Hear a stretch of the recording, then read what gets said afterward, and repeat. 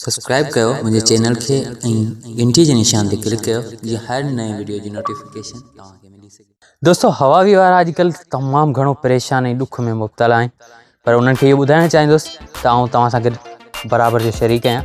पर अॼु जी ही वीडियो हवावी फ़ोन ऐं गूगल जे बारे में न आहे। हाँ, उहो तव्हांखे ज़रूरु ॿुधाईंदुसि। कल्ह गूगल हिकिड़ी दरख़्वास्त ॾिनी आहे US गवर्नमेंट खे त उहो हवावी जे मथां 2 महीननि बाक़ी जेके 2 महीना बता आहिनि खे वधाए करे US गवर्नमेंट 2 सालनि ताईं रखे, जीअं उन्हनि सां जेके उन्हनि जा नवां प्रोजेक्ट अची रहिया आहिनि, जेके नयूं फ़ोनूं अची रहियूं आहिनि हवावी जो ओनर जो, उन्हनि सां गॾु गूगल कमु करे सघे। छो जो हवावी ऐं ओनर जा काफ़ी सारा अहिड़ा नवां फ़ोन अचण वारा आहिनि जिन में गूगल जो जेको न्यू एंड्रॉइड अपडेट आहे Q10 उहो बि अची चुको आहे। त उन हिसाब सां गूगल वरी बि हिकिड़ी दरख़्वास्त ॾिनी आहे US गवर्नमेंट खे त उहो हवावी जे मथां बैन हटाए करे 2 सालनि जो टाइम रखे।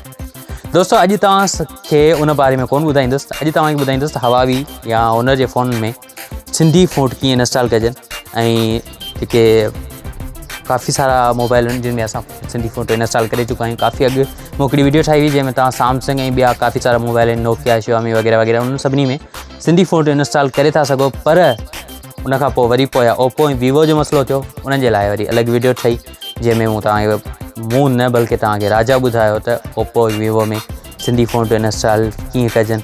उन खां पोइ वरी जल्दी ऐं हीअ मोबाइल खणी आयो आहियां हवावी तव्हांजे साम्हूं ई। अॼु हिन हवावी में असां सिंधी फ़ॉन्ट इंस्टॉल कंदासीं ऐं तव्हांखे ॾेखारींदुसि त सिंधी फ़ॉन्ट कीअं था ॾिसण में अचनि। बिल्कुलु उमेद आहे तव्हां ॾिसी चुका हूंदा त कीअं हवावी में सिंधी लॻे थी। इन खे असां कीअं इंस्टॉल कंदासीं ॾिसंदासीं इन वीडियो में।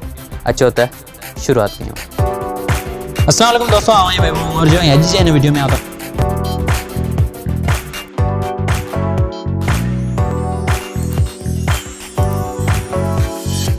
त सभ खां पहिरीं तव्हांखे वञिणो पवंदो मुंहिंजे ब्लॉगर ते, ऐं मुंहिंजे ब्लॉगर ते वञण खां पोइ तव्हांखे मेन्यू मां सिलेक्ट करिणो पवंदो महबूब सिंधी फ़ॉन्ट, ऐं उन खां पोइ हेठि तव्हांखे अचिणो आहे फॉर हवावी डिवाइसिस।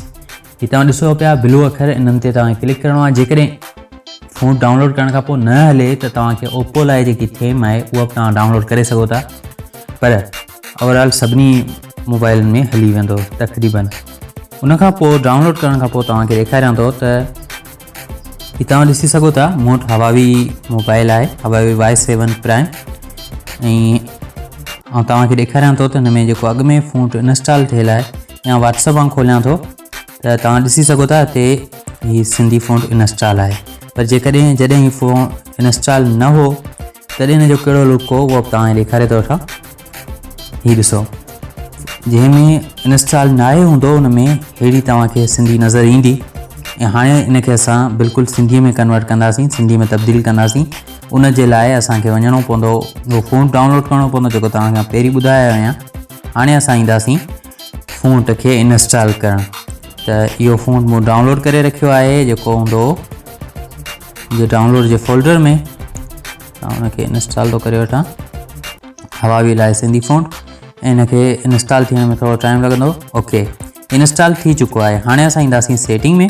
सेटिंग में अचण खां पोइ तव्हांखे अचिणो पवंदो डिस्प्ले में, ऐं उन खां पोइ टेक्स्ट स्टाइल, इन्हनि ते क्लिक करे तव्हां ते मी ते क्लिक करियो, ऐं उन खां पोइ तव्हां फ़ॉन्ट ते क्लिक कयो, टेक्स्ट स्टाइल ते क्लिक करियो, ऐं हिते तव्हांखे इहो मथे मथे अलॻि अलॻि मिलंदो सिंधी फ़ॉन्ट। इनखे अप्लाई कयो। अप्लाई करण सां ॿियो तव्हांखे वकार बासत बि मिली वेंदो, पर तव्हां SS रेडी रखो।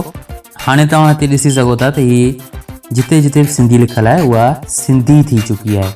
बिल्कुलु हर शइ सिंधीअ में, किथे तव्हां मैसेज लिखो था या तव्हां कीबोर्ड ज़ाहिर कयो था, हर शइ तव्हांखे सिंधीअ में मिलंदी। तो दोस्तों ही हुई अॼु जी वीडियो। उम्मीद है तव्हां सभिनी खे ज़रूरु पसंदि आई हूंदी। वधीक अहिड़ी वीडियोज़ जे लाइ मुंहिंजे चैनल खे ज़रूरु सब्सक्राइब कयो। को सवाल आहे कमेंट में लिखो। हिन वीडियो खे अञा ताईं तव्हां लाइक न आहे कयो त लाइक करे उन्हनि सभिनी दोस्तनि सां शेयर कयो जेके हवावी यूज़र आहिनि ऐं ओनर या हवावी यूज़ कनि था। ऐं मिलां थो तव्हां सां अॻी वीडियो में, तेसीं ताईं ॾींदा इजाज़त। अल्लाह हाफ़िज़, गुड बाय।